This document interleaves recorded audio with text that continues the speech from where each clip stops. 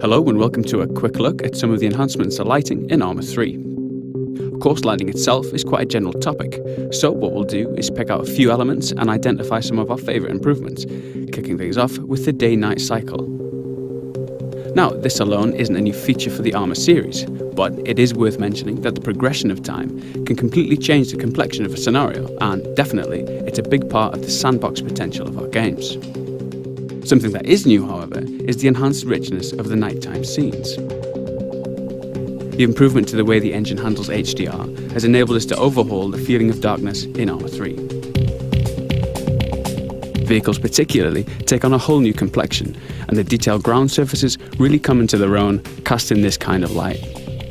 Now, these chem lights are one of my favourite new features.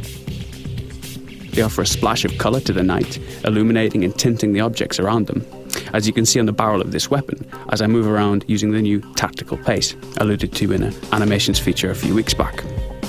So, if we take a look at the same scene, but now from a little further away, we can really begin to see the differences that the number of lights in a scene can make. The flashing lights there are from a chopper, and the sweeping beam is its searchlight. Moving further out still, we're able to keep the whole structure of the airbase in the scene, which you might imagine is great for navigation or indeed acquiring targets. In our Stratus showcase, we saw a glimpse of the new muzzle flashes. Now let's take a look again, this time using something with a little more punch.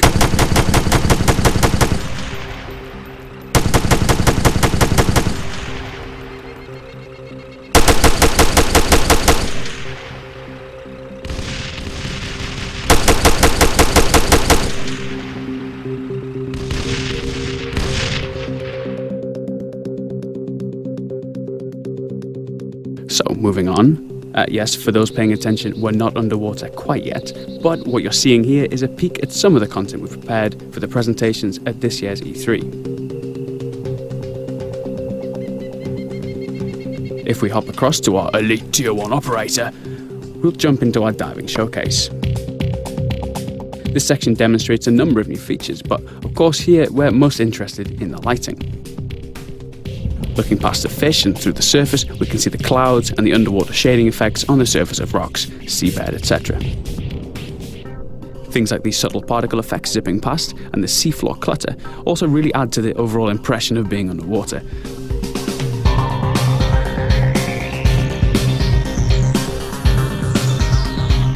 Okay, skipping ahead a little, we can spot some of the underwater mines. A wreck, obligatory tuna fish, an STV just to the left behind that rock, and of course some Op-4 divers.